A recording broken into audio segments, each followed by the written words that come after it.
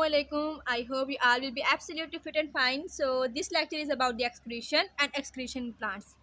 In this lecture, we studied about the meaning of excretion and how the process of excretion occur in plants. So अगर हम सबसे पहले excretion की बात करें तो excretion क्या होता है? It is the removal of metabolic waste. Metabolic waste का एक्स्ट्रा प्रोडक्ट सा बॉडी से रिमूव हो जाना जिसकी बॉडी को नीड नहीं होती, उस प्रोसेस को एक्सक्रीशन कहा जाता है. सो अगर हम एक्सक्रीशन इन प्लांट्स की बात करें तो प्लांट्स में एक्सक्रीशन किस तरीके से होती है. एक्सक्रीशन एक्चुअली में सीरियस प्रॉब्लम है ही नहीं प्लांट्स के लिए. प्लांट्स को इतनी ज़्यादा रिक्वायरमेंट नहीं होती एक्सक्रीशन के लिए, क्योंकि अगर हम ऑस्मो रेगुलेशन, थर्मो रेगुलेशन, अगर एक्सक्रीशन की बात करें तो ये सब बॉडी में बैलेंस करने के लिए यूज़ किए जाते हैं या बैलेंस करने के लिए प्रोसेस होते हैं. लेकिन जो प्लांट्स के अंदर एक्स्ट्रा मटेरियल मौजूद होता है उसको कैटाबॉलिक प्रोसेस से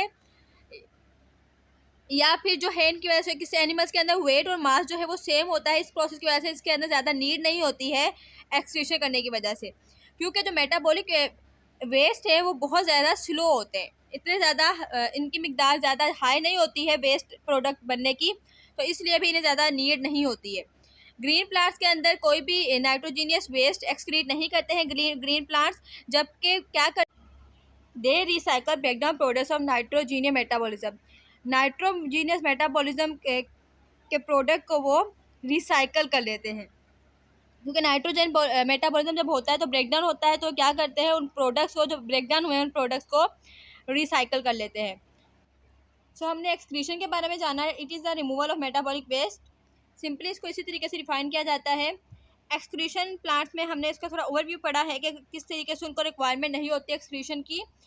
सो plant do not possess any organ for excretion. इसीलिए प्लांट को किसी पर्टिकुलर ऑर्गन की नीड नहीं होती है एक्सक्रीशन के लिए. Plant remove water in vapour form by diffusion through stomata process called transpiration. Plant जो है वो रिमूव करते हैं वाटर को इन वेपर फॉर्म के अंदर वाटर को रिमूव कर देते हैं बॉडी से डिफ्यूजन के प्रोसेस से.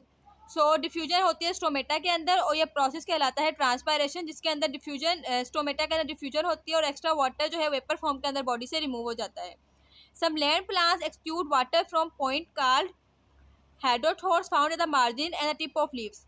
कुछ प्लांट्स ऐसे हैं जिनकी जो वाटर एक्सक्यूट करते हैं, वाटर को रिमूव करते हैं एक पॉइंट से, और वो पॉइंट कहलाता है हेडोथोर्स, या वो पॉइंट पाया जाता है एट मार्जिन यानी किनारे पर पाया जाता है प्लांट के, या तो फिर टिप ऑफ लीव्स, किसी भी लीव की टिप यानी टॉप के ऊपर, इसकी निप के ऊपर जो है वो पॉइंट पाया जाता है जहाँ से एक्स्ट्रा वाटर वो बॉडी से रिमूव कर देते हैं. सो ग्यूटेशन क्या है? It is a loss of water in liquid form. उसी वाटर का लिक्विड फॉर्म के अंदर लॉस होना, इसे कहते हैं guttation. In light green plants release oxygen because rate of photosynthesis is much higher than the rate of respiration. जब light होती है, मतलब रोशनी अवेलेबल होती है, तब ग्रीन प्लांट्स रिलीज करते हैं ऑक्सीजन को. अब वो क्यों करते हैं oxygen? Because rate of photosynthesis is much higher than the rate of respiration. क्योंकि उसी वक्त उनको फोटोसिंथेसिस का प्रोसेस भी करना होता है और उन्हें रेस्पिरेशन का प्रोसेस भी करना होता है. तो इसीलिए लाइट के अंदर क्या होता है कि वो ऑक्सीजन को रिलीज करते हैं, क्योंकि जो फोटोसिंथेसिस का रेट है रेस्पिरेशन के रेट से काफ़ी ज़्यादा हाई होता है, यानी फोटोसिंथेसिस का प्रोसेस रेस्पिरेशन के प्रोसेस ज़्यादा फास्टली चल रहा होता है. तो इसलिए जो लाइट के दौरान ये क्या करते हैं, ऑक्सीजन को रिलीज़ करते हैं. एट डार्क, अब जब नाइट होती है, रोशनी अवेलेबल नहीं होती, plant release carbon dioxide because respiration is going on where is photosynthesis none. तब क्या करेंगे? प्लांट रिलीज करेंगे कार्बन डाइऑक्साइड को, क्योंकि उस वक्त रेस्पिरेशन का प्रोसेस चल रहा होगा जबकि फोटोसिंथेसिस का प्रोसेस नहीं चल रहा होगा. क्योंकि फोटोसिंथेसिस का प्रोसेस हम पढ़ चुके हैं कि सिर्फ लाइट के दौरान होता है, रोशनी अवेलेबल नहीं होगी तो फोटोसिंथेसिस का प्रोसेस भी नहीं होगा.